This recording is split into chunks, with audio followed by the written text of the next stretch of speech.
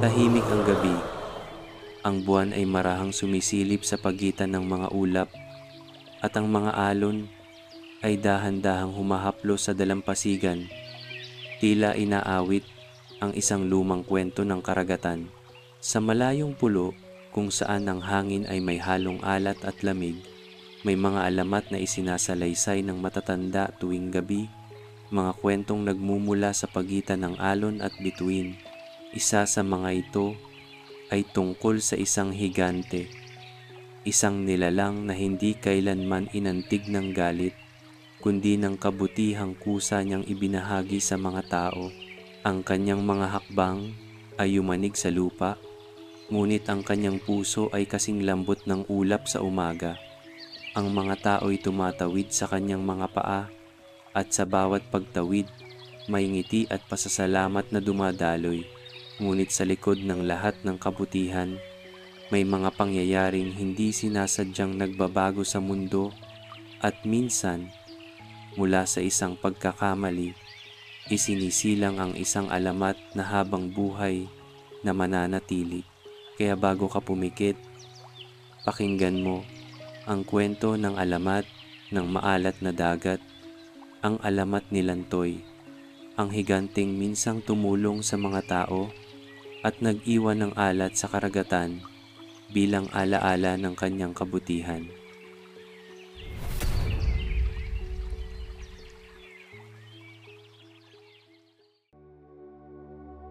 Noong unang panahon, bago pa man nagkaroon ng tulay at bangkang bakal sa pagitan ng mga pulo ng silangang dagat, ay may naninirahang isang nilalang na kakaiba, isang higanteng nagngangalang Lantoy. Siya ay hindi tulad ng mga karaniwang higante sa mga alamat na mabagsik at mapanira. Si Lantoy ay may pusong kasing lawak ng karagatan at kalmadong tulad ng hanging amihan. Mula sa tuktok ng isang bundok sa gitna ng dagat, madalas siyang umupo tuwing umaga at pinagmamasdan ang mga alon na tila kumakaway sa kanya. Ang kanyang mga mata ay sing-asul ng langit at ang kanyang tinig ay malalim na parang kulog kapag siya ay tumatawa. Kapag siya ay tumayo, ang kanyang ulo ay halos sumayad sa mga ulap, at kapag siya ay lumakad, ang dagat ay nagkakanda halo-halo sa lakas ng alon. Ngunit sa kabila ng kanyang laki at lakas, si Lantoy ay may mabait na kalooban. Hindi siya nananakot, hindi siya sumisira. Sa halip, siya'y tagapangalaga ng mga tao sa maliliit na isla. Lagi niyang sinisiguro na ligtas, makakatawid ang mga mangingisda, mga ngalakal, at mga bata na naglalakbay sa pagitan ng mga pulo. Araw-araw, sa pagsikat ng araw, makikita siya sa paborito niyang pwesto, nakaupo sa pagitan ng dalawang isla. Ang kanyang mga paa ay nakalubog sa tubig at ang kanyang mga tuhod ay nagsisilbing tulay para sa mga taong tumatawid. Sa bawat pagdaan ng mga bangkang kahoy na may dalang isda, bigas o asin, maririnig ang mga sigaw ng mga tao. "Maraming salamat, Lantoy," at siya naman ay ngingiti. Ang ngiti niya ay kasing liwanag ng araw sa umaga. Minsan, kapag may bagyong paparating, binabantayan niya ang dagat. Kapag tumataas ang alon at tinatangay ang mga bangka, marahan niyang inaabot ang mga ito at ibinabalik sa dalampasigan. Minsan pa nga, may mga batang nahuhulog sa tubig habang naglalaro, at si Lantoy ay agad na sumisid upang iligtas sila. Kaya't ang mga magulang ay madalas sabihin sa kanilang mga anak, "Huwag kayong matakot sa dagat dahil nariyan si Lantoy na magbabantay." Dahil dito, minahal siya ng mga tao. Sa tuwing may pista o ani, laging may inihahandang handog para sa kanya, mga prutas, isda, at mga bagong lutong tinapay na inilalagay sa malaking dahon at pinapalutang sa tubig bilang alay. Kapag nakikita ni Lantoy ang mga iyon, masaya niyang pinupulot gamit ang kanyang malaking palad at malumanay na kumakain habang nakangiti.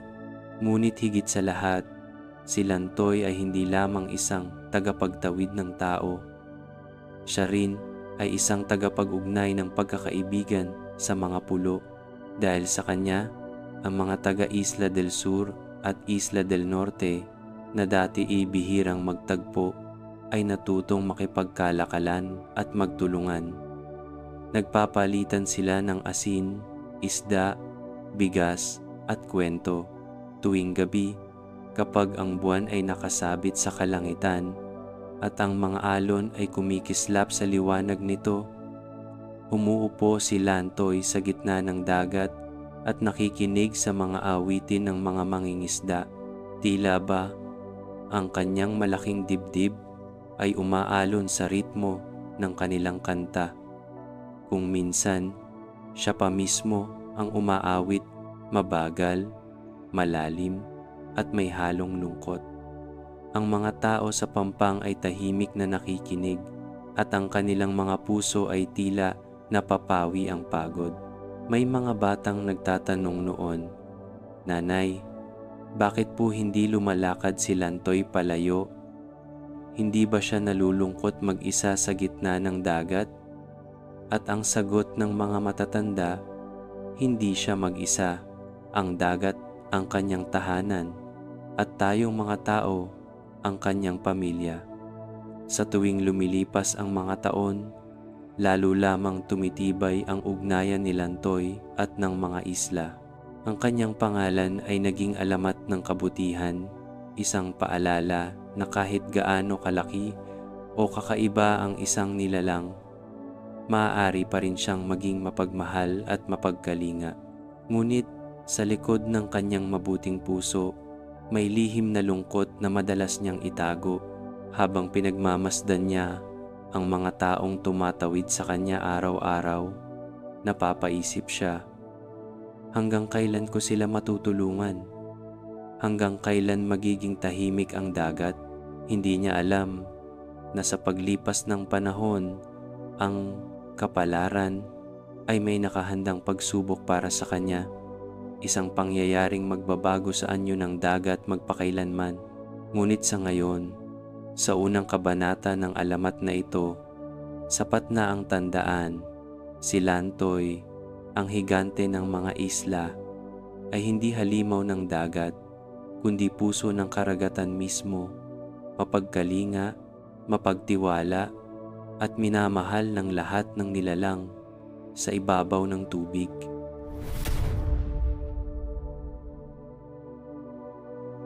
Sa mga panahong yaon, ang asin ay higit pa sa simpleng sangkap ng pagkain.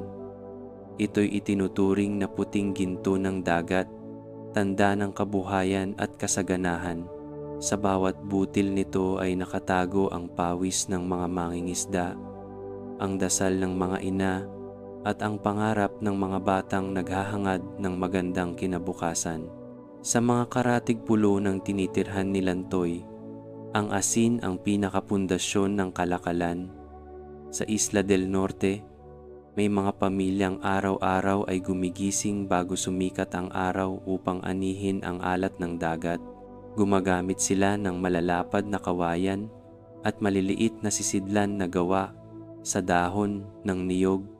Pinatutuyo ang tubig alat sa ilalim ng araw hanggang sa ito'y mag-iwan ng mga kumikislap na kristal ng asin.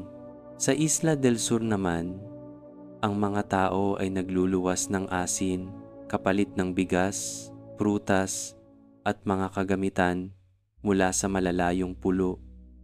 Ngunit ang paglalakbay sa pagitan ng mga isla ay hindi biro. Ang mga alon ay malalaki, ang hangin ay pabago-bago, at ang mga bangkay madalas masira sa gitna ng dagat. Marami na ang nasawi sa pagtatangkang maghatid ng asin sa kabila ng panganib. Kaya't nang dumating sa kanilang buhay si Lantoy, ang higanteng mabait na tagapagtawid, nagbago ang takbo ng kanilang kabuhayan. Araw-araw, makikita sa dalampasigan ang mga mangangalakal na abala sa paghahanda. Ang ilan ay nagbabalot ng mga sako ng asin sa tela upang hindi mabasa. Ang iba na may nag-aayos ng mga kahon at bayong na ipapalit nila sa ibang kalakal. May mga batang tumutulong, nag-aabot ng tubig at pagkain sa mga matatanda. Lahat sila ay nagkakaisa sapagkat alam nilang may isang kaibigan sa gitna ng dagat na magbabantay sa kanila. Kapag dumating na si Lantoy, maririnig ang kanyang malambing na tinig mula sa malayo. "Handa na ba kayo, mga kaibigan?" Sigaw ng mga tao. "Handa na, Lantoy. Tulay na po." Ngumiti ang higante at marahan niyang ilulubog ang kanyang mga paa sa pagitan ng mga isla. Ang kanyang mga tuhod ay nagsisilbing daungan at ang kanyang mga binti ay nagiging tulay na nilalakaran ng mga tao. Dahan-dahan nilang binubuhat ang kanilang mga sako ng asin. Naglalakad sa kanyang mga hita na parang sa lupa lamang. Sa bawat hakbang nila, naririnig ang tawa at kantahan, mga awit ng pasasalamat at kasiyahan. Sa ganitong paraan, naging madali ang kalakalan. Kung dati ay inaabot ng 3 araw bago makatawid ang mga mangangalakal, ngayon ay kalahating araw na lamang. Ang mga pamilya ay nagkaroon ng mas maraming oras sa pagtatanim at pangingisda, at ang mga bata na may natutong mangarap ng higit pa sa buhay sa isla. Ang asin ay hindi na lamang panglasa ng pagkain. Ito'y naging pagtutulay ng mga puso. Sa bawat palitan ng asin at bigas, nagiging mas matibay ang ugnayan ng mga pulo. Nagkaroon ng tiwala, pagkakaibigan, at kapayapaan sa rehiyong dati bihirang magkausap. Sa mga pista, sabay-sabay silang nagsasayaw sa tabing dagat bilang pasasalamat sa biyayang dulot ng alat. May isang alamat na nagsasabing tuwing hapon, habang nakaupo si Lantoy at nagpapahinga, kinukusot niya ang dagat sa pagitan ng kanyang mga daliri. At dahil dito, kumikislap ang tubig na parang pilak sa ilalim ng araw. Ang mga matatanday naniniwala na iyon daw ang paraan ni Lantoy ng pagpapala sa dagat upang patuloy itong magbigay ng asin sa mga tao. Ngunit sa kabila ng kasaganahan, may mga tao ring nakalimot. Ang ilan sa kanila ay nagsimulang maghangad ng higit pa, mas maraming asin, mas malaking kita, mas mabilis na kalakalan. May ilan pang nag-aaway kung sino ang mauunang tumawid sa tulay ni Lantoy, habang ang iba naman ay nagrereklamo kapag natagalan ang higante sa kanyang pag-upo. Ngunit si Lantoy ay hindi nagagalit. Sa bawat sigaw at reklamo, siya'y patuloy na ngumiti. "Huwag kayong magmadali," sabi niya. "Ang dagat ay may sariling oras at ang biyaya ng alat ay dapat hintayin ng may pasensya." Sa mga salitang iyon, natutong muli ang ilan na pahalagahan ang kabutihan ng higante. Nagsimula silang mag-alay ng asin sa kanya, kaunting butil na inilalagay sa dahon ng saging at pinapalutang sa tubig. Para sa kanila, ito ay pasasalamat sa kanilang tagapag-ugnay at tagapagtawid. Ang mga gabi sa mga pulo ay naging mas payapa. Ang mga tao ay kumakain ng inihaw na isda at sinabawang gulay na may kaunting asin, ang lasa ng simpleng buhay at ang paalala ng biyayang hatid ng dagat. Sa bawat hapunan, maririnig ang bulong ng matatanda. "Huwag ninyong kalilimutan si Lantoy, ang tagapag-ingat ng ating alat at kabuhayan." Sa ilalim ng buwan, ang higante ay nakaupo pa rin sa gitna ng dagat, Pinagmamasdan ang mga ilaw sa pampang na parang mga bituin sa lupa. Sa kanyang mga mata may kislap ng tuwa sapagkat alam niyang sa bawat butil ng asin na pinagmumulan ng pagkain at kalakalan ay naroroon ang kanyang layunin, ang magbigay buhay, magtawid, at magpanatili ng pagkakaisa ng mga tao.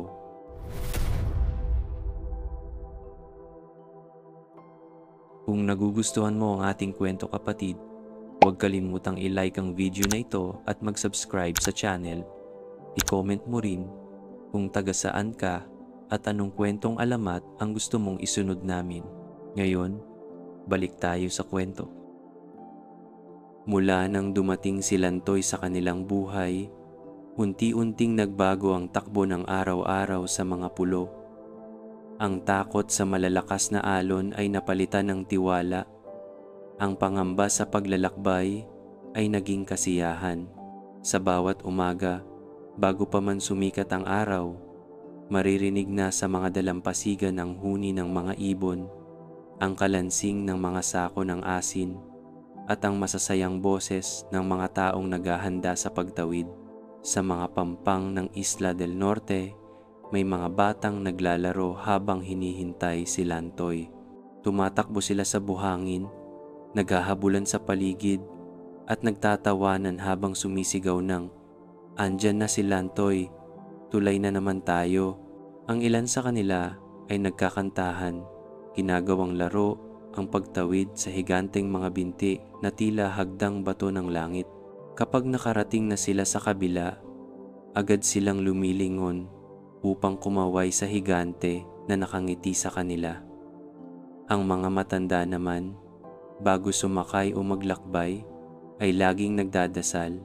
May mga babae na nag-aalay ng bulaklak sa dagat at mga mangingisda na tumutungo sa tubig upang halikan ang alon bilang tanda ng paggalang. Alam nilang hindi basta-basta ang tulay na kanilang tinatahak. Ito'y ang katawan ng isang nilalang na may pusong busilak at mapagkumbaba.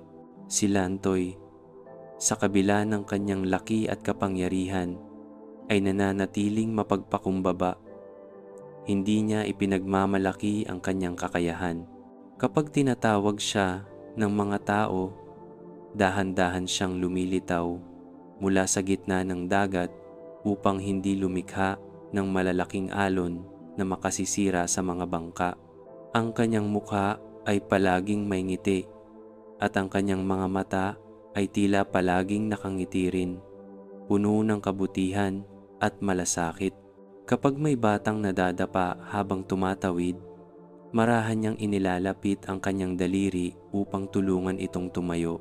Kapag may matandang hirap maglakad, marahan niyang ibinababa ang kanyang palad upang ihatid ito sa kabilang pampang. Madalas, matapos ang pagtawid, ang mga tao ay nag-aabot ng prutas, tinapay, o kahit maliit na isda bilang pasasalamat. Ngunit si Lantoy ay laging tumatanggi ng may ngiti. "Itago ninyo iyan," sabi niya. "Mas kailangan ninyo yan kaysa sa akin. Ang inyong ngiti ay sapat na gantimpala." Ang ganitong kababaang loob ang lalong nagpatibay ng tiwala ng mga tao sa kanya. Wala ni isa mang nagduda o natakot sa kanya. Ang mga bata ay lumaki na may kwento tungkol sa higanteng tagapagtawid, at ang mga matatanda naman ay nagtuturo sa kanila na huwag kalimutan ang kabutihang loob ni Lantoy. Sa mga gabi ng kabilugan ng buwan, nagtitipon ang mga pamilya sa tabing dagat. Doon, habang maraang pumapaspas ang hangin at kumikintab ang tubig sa liwanag ng buwan, maririnig ang mga kwento tungkol kay Lantoy. Ang mga ama ay nagkukuwento ng kanyang kabayanihan, kung paano niya iniligtas ang isang bangka mula sa bagyo, kung paano niya sinagip ang isang batang nalunod. Ang mga bata naman ay nakikinig na may malalaking mata, puno ng paghanga at paniniwala. Ngunit higit pa sa pagiging tagapagligtas, si Lantoy ay naging bahagi ng buhay ng mga tao. Sa bawat pag-ani ng asin, sa bawat biyahe ng kalakal, sa bawat dasal ng pasasalamat, nariyan siya. Kapag nagkakaroon ng kasal sa mga isla, madalas siyang maging saksi.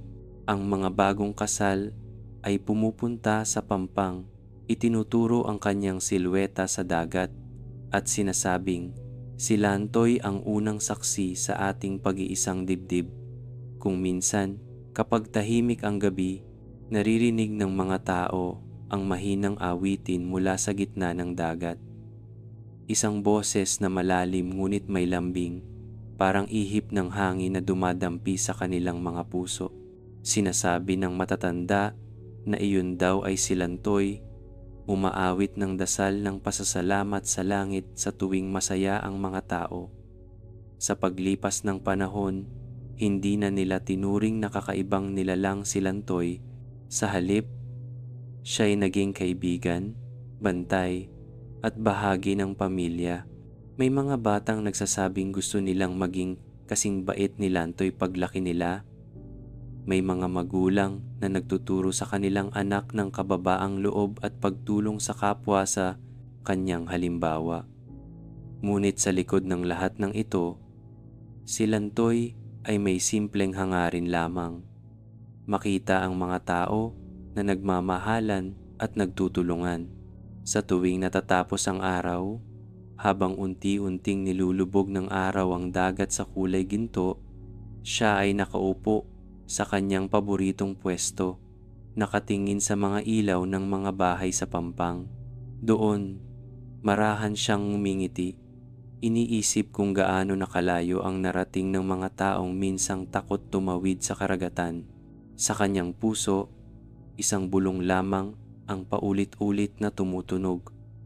Hanggat may nagtitiwala, ako'y mananatili. Hindi niya alam, ang pagtitiwalang iyon ay siyang magbibigay daan sa isang pangyayaring magbabago sa lahat. Isang araw na susubok hindi lamang sa lakas, kundi sa kabutihan ng kanyang puso.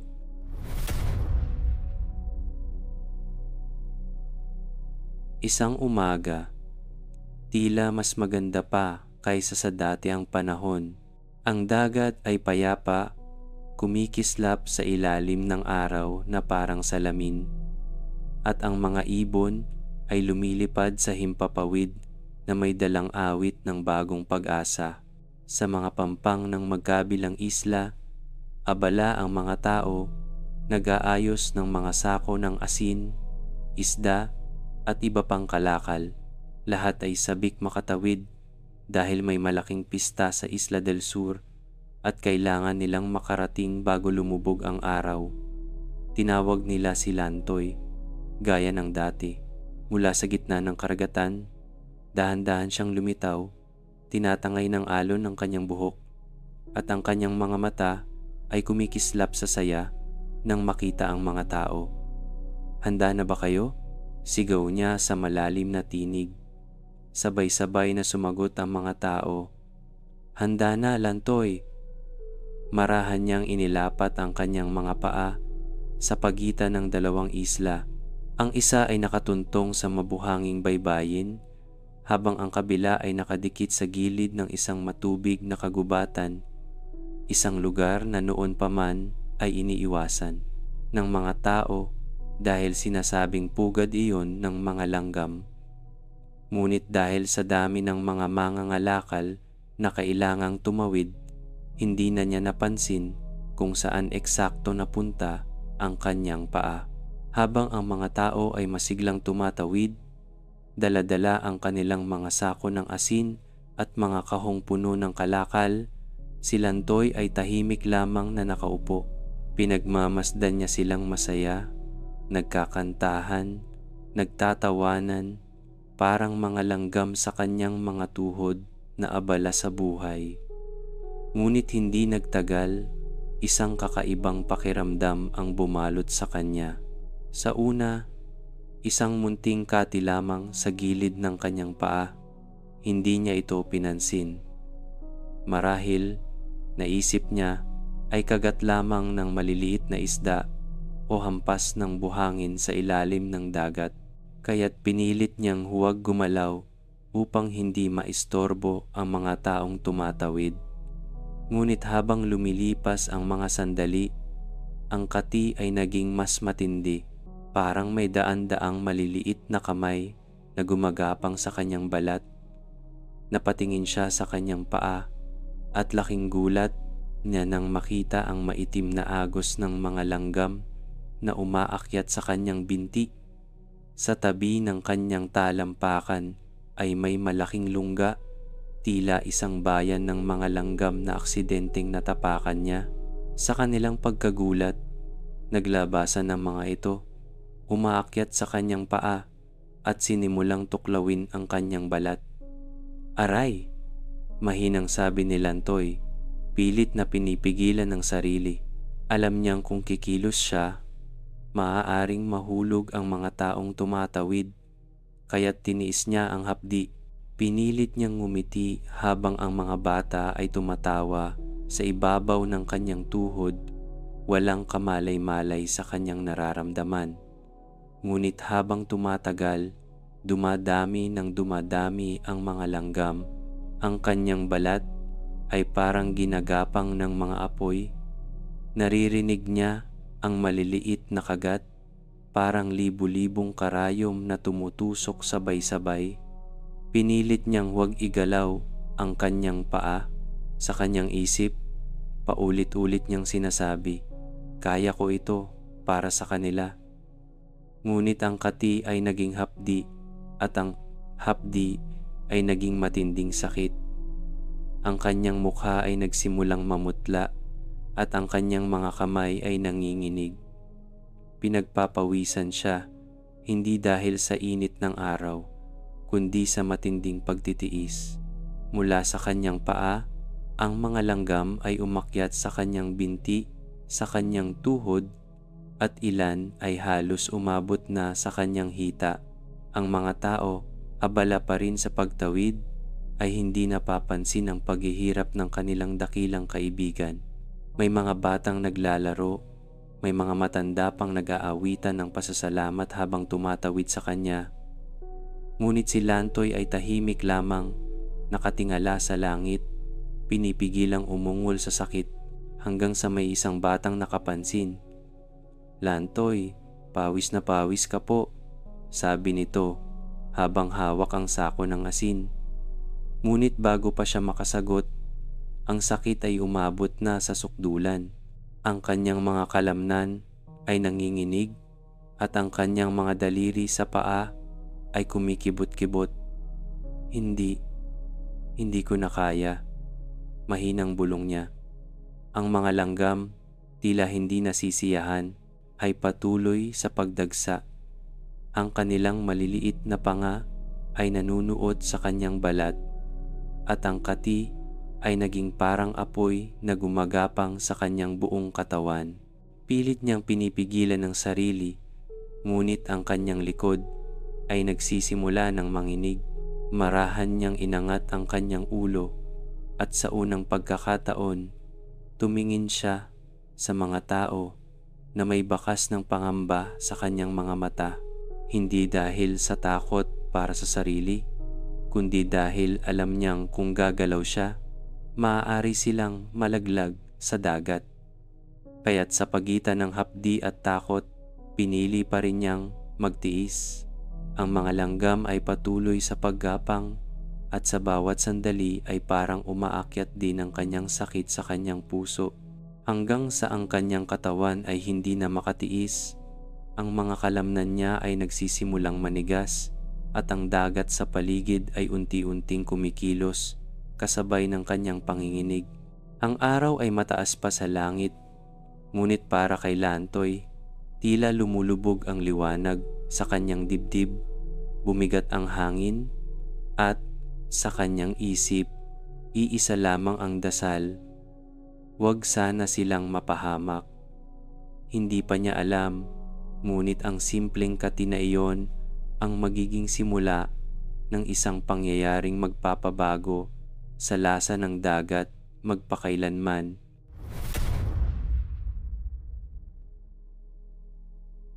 Mainit ang araw nang sumapit ang araw ng sakuna. Karaniwan lamang iyon para kay Lantoy, ang mabait na higante ng mga isla. Nakatayo siya sa pagitan ng dalawang pulo, nakabuka ang kanyang mga bisig at paa habang tinatawid ng mga mangangalakal at mangingisda ang kanyang katawan na parang isang tulay. Sa kanyang balikat ay may batang nakangiti, kumakaway sa mga ibon, habang sa kanyang binti na may dahan-dahang naglalakad ang ilang kalalakihan na may pasan-pasang sako ng asin. Ang hangin ay amoy alat at ang alon ay mahinahong humahalik sa kanyang mga tuhod. Sa mga sandaling iyon, tila isa siyang banal na nilalang, isang tagapangalaga ng kapatagan at karagatan. Ngunit sa ilalim ng kanyang kaliwang paa, kung saan nakatuntong ang isang bahagi ng tulay, nag-umpisa na ang hindi inaasahang pangyayari. Ang mga langgam na noong nakaraang araw ay tahimik na naninirahan sa maliit na burol ng lupa ay ngayon nagsisimula ng gumapang, daan-daan, libo-libo. Sa bawat segundo, dumadami pa sila, umaakyat sa mga bitak ng kanyang balat, dumadaan sa ilalim ng kanyang mga kuko at pumapasok sa pagitan ng mga himaymay ng kanyang laman. Sa una, tiniis ni Lantoy. Pinilit niyang manatiling tahimik. Nakangiti pa rin sa mga taong nagtatawid. "Kaya ko to," bulong niya sa sarili. "Hindi ko sila dapat guluhin." Ang kanyang mga mata ay puno ng kabutihan. Alam niyang ang bawat sakong asin ay may katumbas na pagkain, kabuhayan, at pag-asa ng mga pamilya sa kabilang pulo. Ang mga batang sumasakay sa kanyang balikat ay nagtatawanan.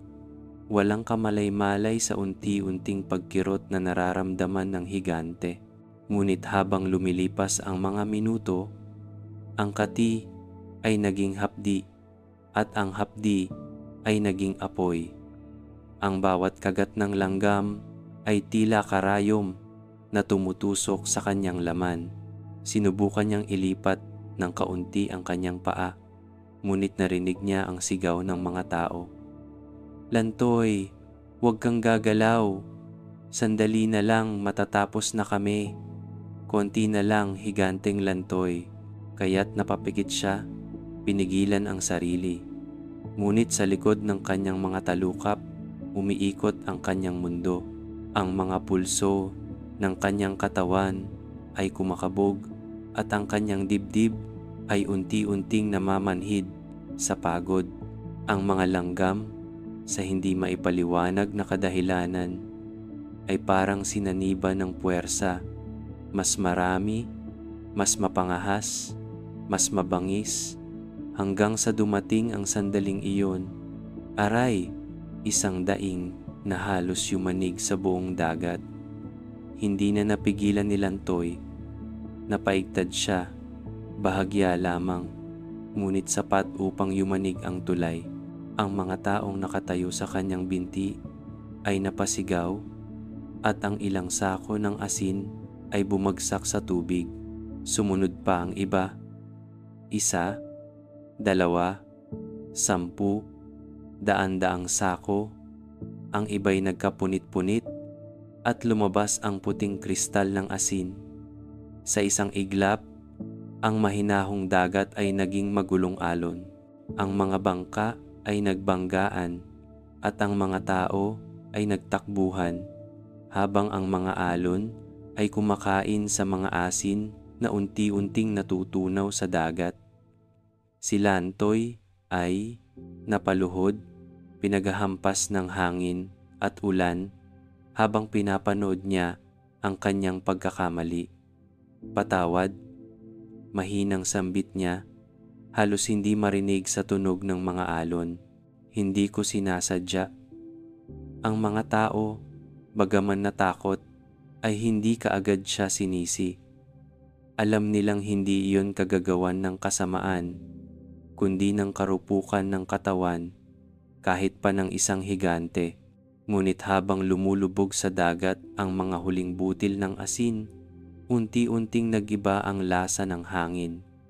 Ang dating sariwang simoy ng dagat ay nagkaroon ng kakaibang alat.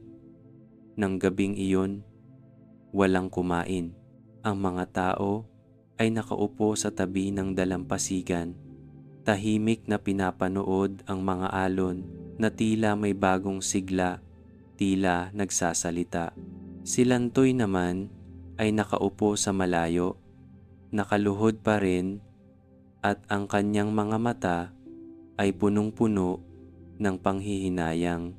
Marahil, bulong niya, ito ang parusang ibinigay sa akin, ang maalat na alaala ng aking pagkukulang.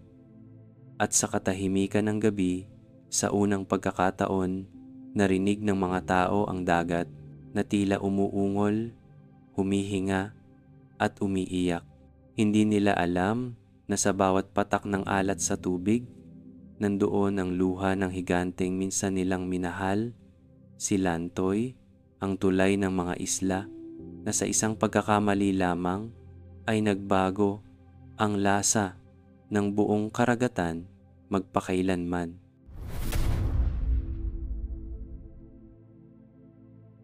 Tahimik ang umagang sumunod sa sakuna. Ang karagatan na dating kalmado at bughaw ay ngayoy tila may lungkot sa bawat pag-alon. Ang hangin ay mabigat at ang alat ng dagat ay masyadong kapansin-pansin, parang luha ng isang dambuhalang nilalang na patuloy na dumadaloy. Si Lantoy, ang higante ng mga isla, ay nakaupo sa malayo, nakalubog ang kalahati ng kanyang katawan sa dagat.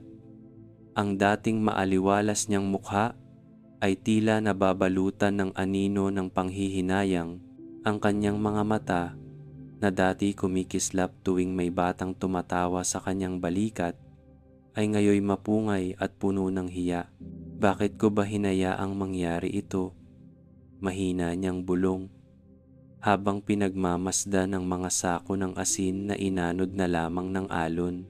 Alam niyang sa isang iglap na wala ang pinagpaguran ng mga mangangalakal, ang yaman na dapat sana'y ikabubuhay ng mga pamilya sa kabilang pulo. Tumingin siya sa kalangitan, umaasang baka marinig siya ng mga diwata ng dagat o ng mga anito ng hangin. Hindi ko sinasadya, hindi ko gustong sirain ang kanilang kabuhayan, wika niya, halos pabulong habang pinipigilan ang mga luha na muling magbuhos ng alat sa dagat.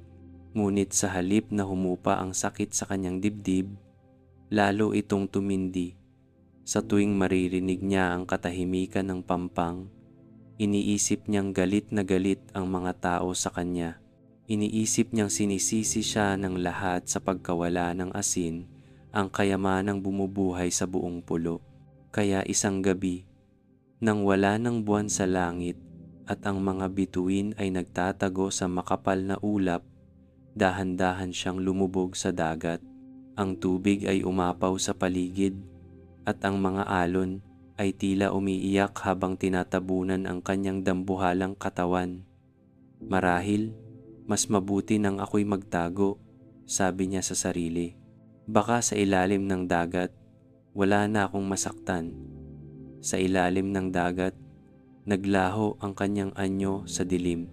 Ang mga isda ay nagtakbuhan, ang mga korales ay umilaw sa asul na liwanag, at ang mga alon sa ibabaw ay biglang humina para bang nagluluksarin. Samantala, sa mga karatig pulo, nagising ang mga tao kinabukasan na may kakaibang napansin. Bakit parang maalat ang dagat? Tanong ng isang matandang mangingisda habang sinasahod ang tubig sa kanyang palad. Noon, malamig at sariwa ito.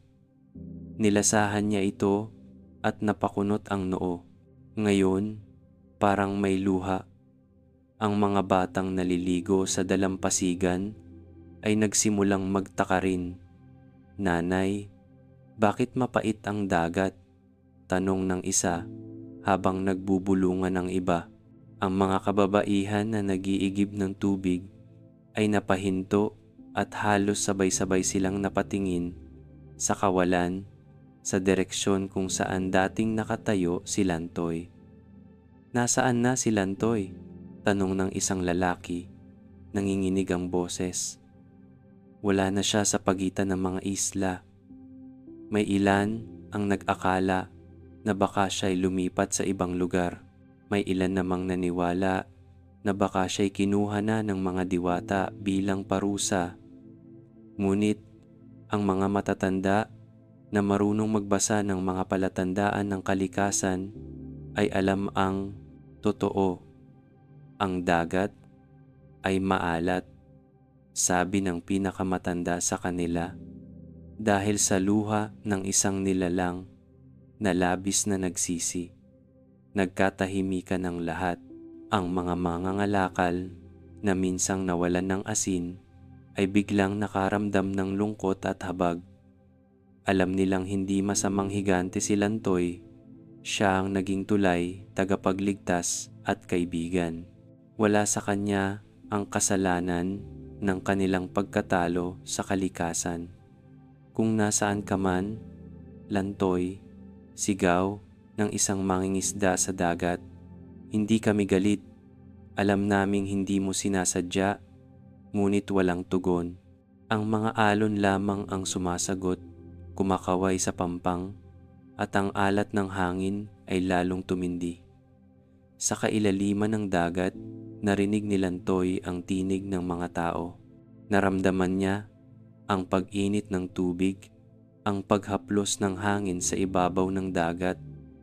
Ngunit siya'y nanatiling nakayuko, takot lumitaw, takot harapin ang mga mata ng mga taong minsan niyang pinrotektahan. Mula sa kanyang dibdib ay lumabas ang maliliit na bula, tila mga huling hinga ng isang pusong puno ng pagsisisi. "Kung alam lang nila," mahinang bulong niya, "na sa bawat patak ng alat ay may piraso ng aking kaluluwa." Lumipas ang mga araw at tuluyang naging maalat ang dagat. Ang mga mangingisda ay nagsimulang tawagin itong dagat ni Lantoy, hindi bilang sumpa, kundi bilang alaala ng kanyang kabutihan at pagkakamali. At sa bawat pag-alon, sa bawat pagdampi ng tubig sa kanilang balat, nararamdaman nila ang paalala na minsan isang higante ang nagmahal sa kanila ng labis at sa kanyang pagkakasala, isinuko ang sarili sa kailaliman upang bigyang buhay ang alat ng dagat. Hanggang ngayon, sa bawat patak ng pawis ng mangingisda, sa bawat alat ng dagat na sumasayad sa labi ng bata, naroon pa rin si Lantoy. Hindi bilang nilalang ng laman, kundi bilang alamat ng pagkakasala at pag-ibig na walang kapalit.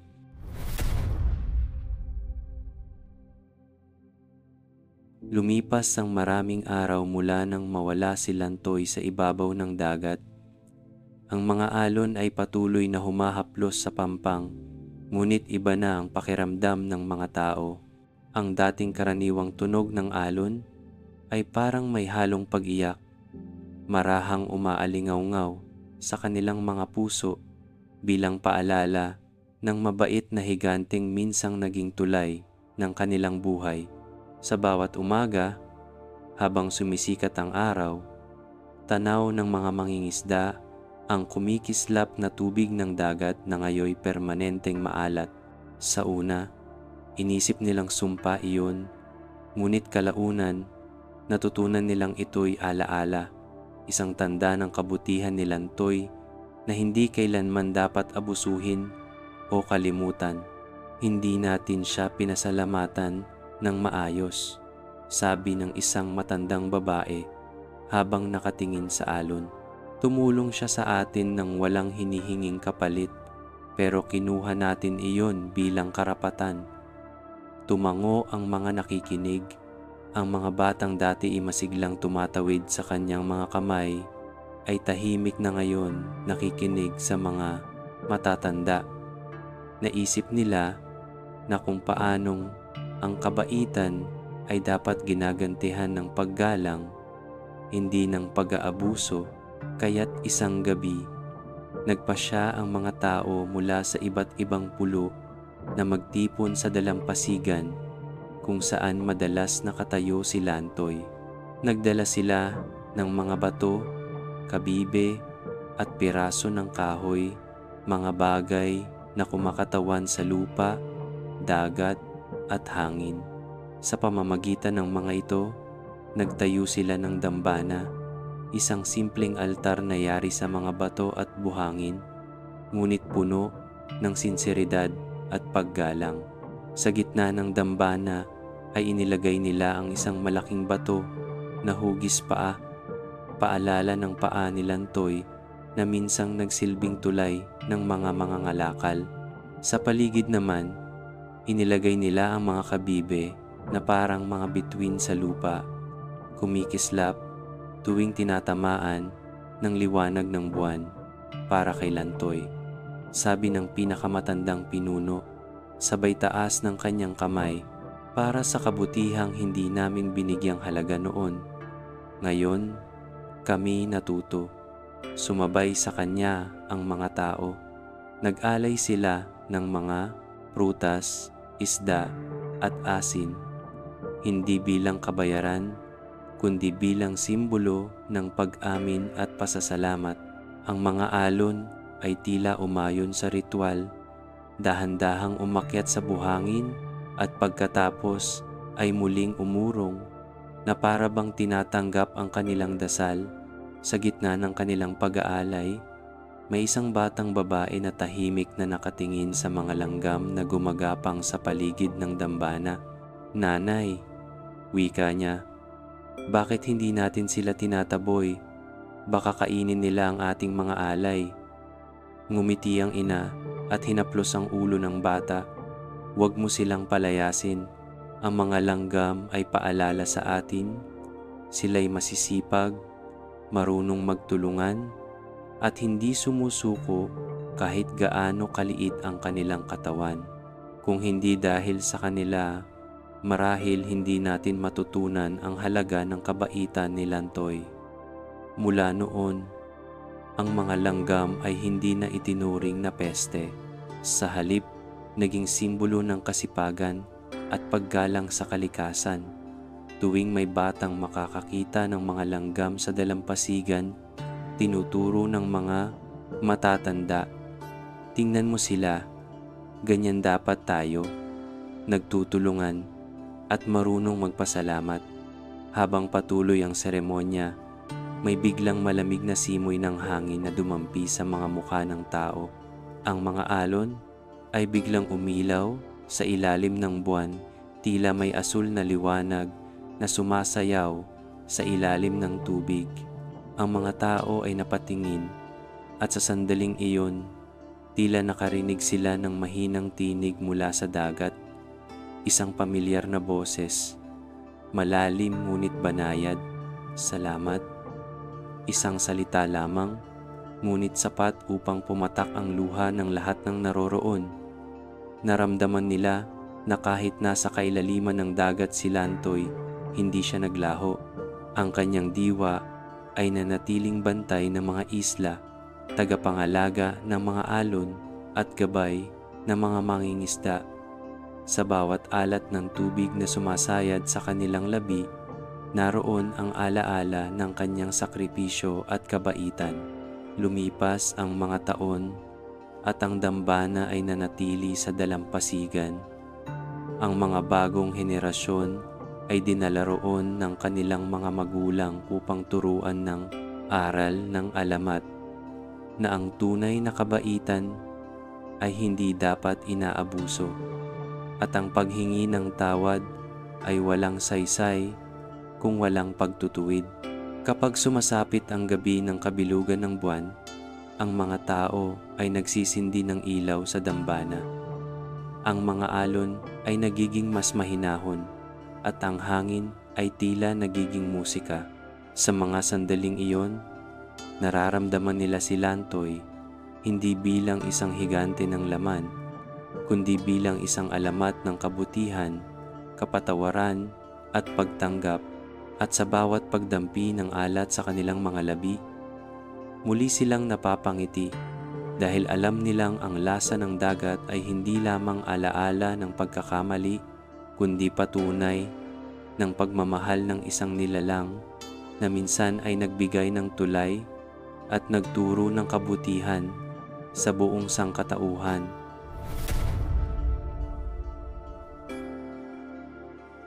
Lumipas ang maraming henerasyon mula nang mawala si Lantoy, ang higanteng minsang naging tulay ng mga isla. Ang mga taong nakasaksi sa kanyang kabutihan ay matagal nang pumanaw, ngunit ang kanilang mga kwento ay patuloy na isinasalaysay ng mga matatanda sa tabi ng apoy tuwing gabi. Sa bawat kwento, muling nabubuhay si Lantoy, hindi bilang nilalang ng laman, kundi bilang alaala ng kabaitan, pagkakamali at pag-ibig sa kapwa. Ang dagat ay nanatiling maalat at sa bawat patak ng tubig nito ay naroon ang kwento ng kanyang sakripisyo.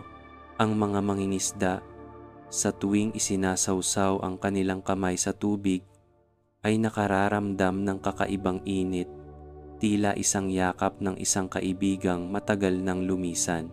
Ito ang alat ng alaala, sabi ng mga matatanda.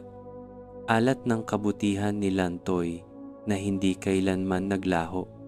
Sa mga pulo, naging bahagi na ng kultura ang paggunita sa higante. Tuwing buwan ng Hunyo, kapag pinakamataas ang araw at ang dagat ay kumikislap sa liwanag, nagtitipon ang mga tao sa dalampasigan para sa tinatawag nilang pista ng alat.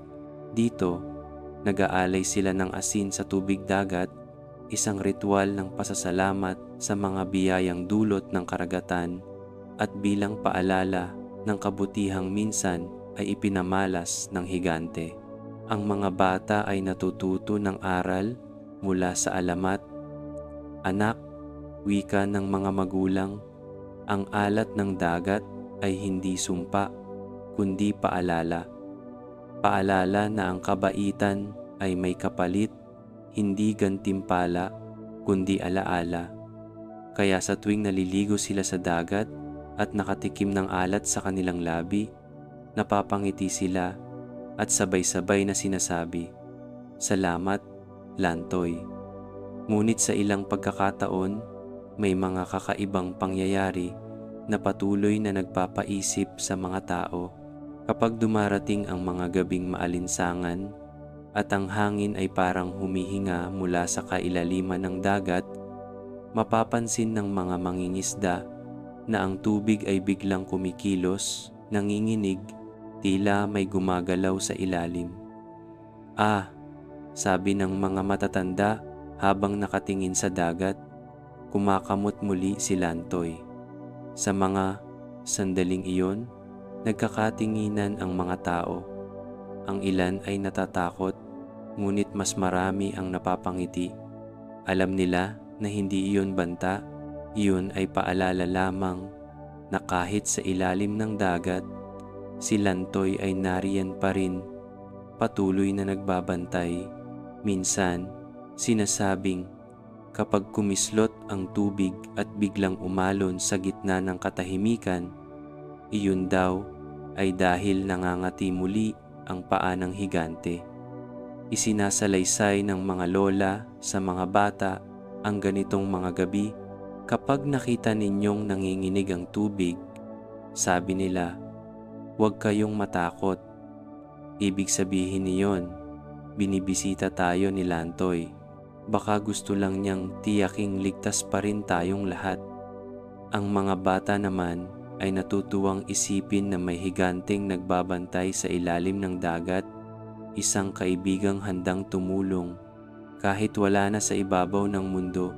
Kaya tuwing gabi, bago matulog, May ilan pa ring nag-aalay ng munting asin sa kanilang bintana sabay dasal, "Lantoy, bantayan mo kami." Habang patuloy ang paglipas ng panahon, ang alat ng dagat ay naging bahagi na ng pagkakakilanlan ng mga tao sa pulo.